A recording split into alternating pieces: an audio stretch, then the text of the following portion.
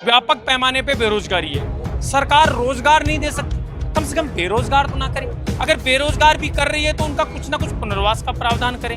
हम ये चाहते हैं कि हमको कहीं भी पुनर्वास कराएं, उसके बाद भी तोड़ें इसकी जरूरत है। पहली बात, इस रोड को तोड़ने की कोई आवश्यकता नहीं। आखिर मुख्यमंत्री जी को एक बार विचार करना चाहिए कि यहाँ के वो विधायक है, माननीय है, सबके सम्माननीय है, कम से कम व्यापारियों की एक बार बात तो सुने एक तरफा फैसला लेने से पहले। जयपुर विकास प्राधिकरण 6.5 किलोमीटर से ज्यादा लंबी न्यू सांगानेर रोड पर अवैध निर्माण तोड़ने की लगातार तैयारी कर रहा है और यहां पर 26 जून को करीब 700 दुकानों को तोड़ा जाएगा। दरअसल हाई कोर्ट ने जेडीए को भी सभी जगह से अतिक्रमण हटाने का जो आदेश दिए हैं, अब आदेश की पालना करते हुए जेडीए न्यू मानसरोवर से वंदे मातरम रोड तक जाने वाले 6.5 किलोमीटर के रास्ते को 200 फीट चौड़ा करेगा।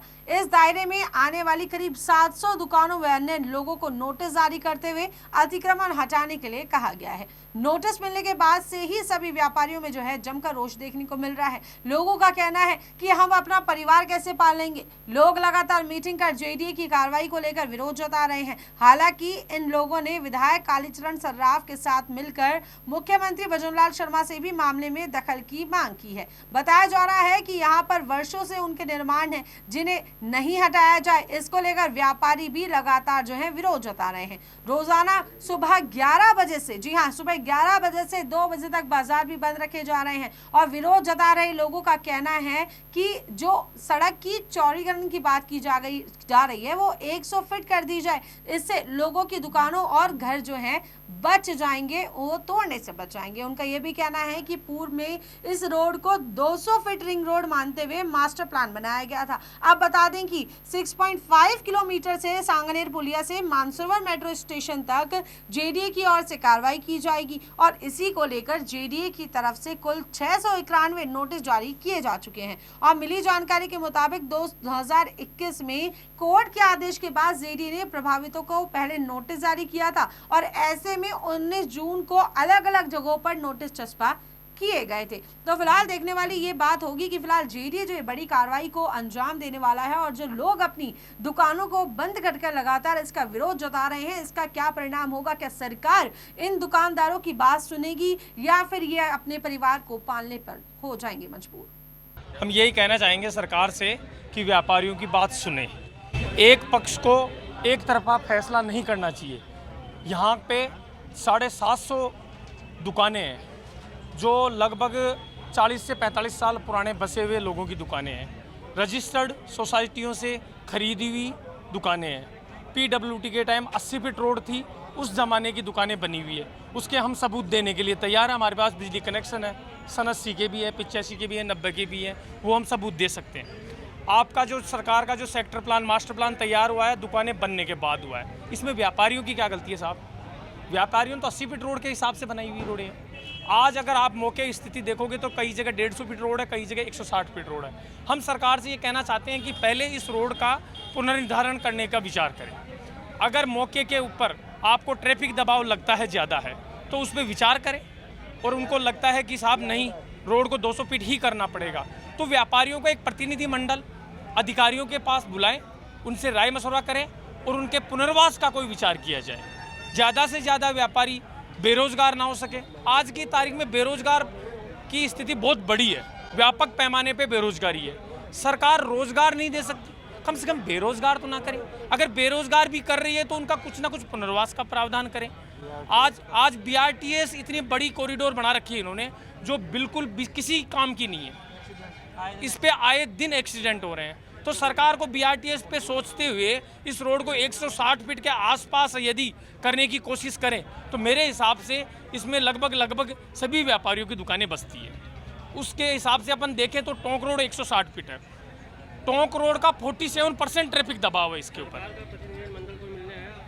अभी तक सरकार का कोई आया नहीं है। एक बार हम मुख्यमंत्री जी के समक्ष बात रखने की कोशिश की तो माननीय अपने विधायक महोदय कालीचरण सर्राफ जी, उनके साथ और व्यापार महासंघ के अध्यक्ष सुभाष जी गोयल, उनके साथ हमारे अध्यक्ष साहब और वरिष्ठ उपाध्यक्ष बाबूलाल जी गए थे।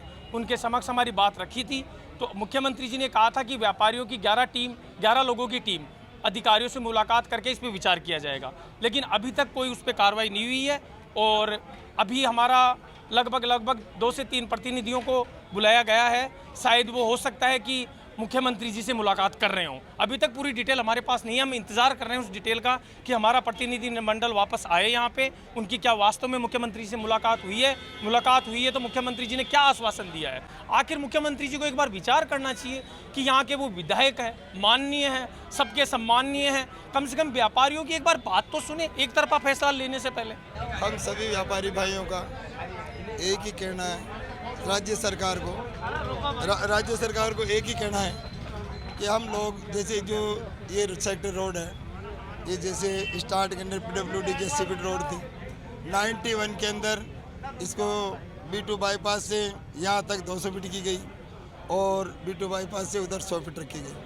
98 में B2 बाईपास से सांगानेर तक से एयरपोर्ट तक 200 फीट की गई, जिसको बीच में हटा करके सांगानेर चोटिया पेट्रोल पंप तक 100 कर दी गई, वह इसको इधर 200 रख दी गई।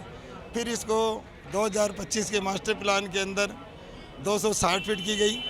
260 फीट को 2012 में इन्होंने वापस बिल करके एक सेक्टर प्लान बना करके 200 फीट बना दिया गया। जबकि हमारे पास यहाँ दुकानें सब 99 से पहले की कम से कम 90% दुकानें मार्केट पहले का बना हुआ, जो इन्होंने जो रोडें बनाई उससे पहले का। अगर ये इनकी संतुष्टि करना चाहते हैं तो अपना गूगल मैप चेक कर लें और इनको संतुष्टि कर लें। फिर आज की डेट में इन्होंने जो हमको अतिक्रमी माना है, हम अतिक्रमी नहीं है, क्योंकि हम एक रजिस्टर्ड सोसाइटियों के द्वारा हमने ख़रीदा है। हमारे साथ की जो लोगों ने प्लॉट खरीदे थे उनको 94 से पहले के मानते हुए इन्होंने नियमन कर दिया और हम लोगों को अतिक्रमी मान रहे हैं। अगर आज ही हमको अतिक्रमी मानने तो ये कंपनसेशन क्या या किसी भी तरह का क्यों कर रहे हैं? मान लो थोड़ी देर के लिए अगर आज उनको देते तो इन्होंने कहा था बिजली के बिल 2003 से पहले उनको कंपनसेशन देंगे, ज़मीन देंगे, आज तक इन्होंने कुछ नहीं कहा।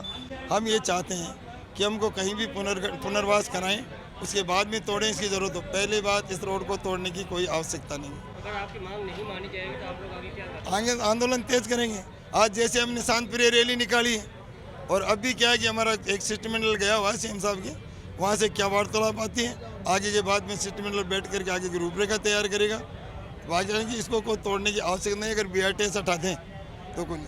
आज जहाँ भी रोडें बनती है ट्रैफिक हमेशा 100 फीट पे चलता है। साइड की रोडें बनती है, दो लोग बाग इकट्ठे करके लोग भीड़ इकट्ठी होती है, तो यहाँ इधर पैसे ऑलरेडी 150 फीट 160 फीट रोड मौजूद है।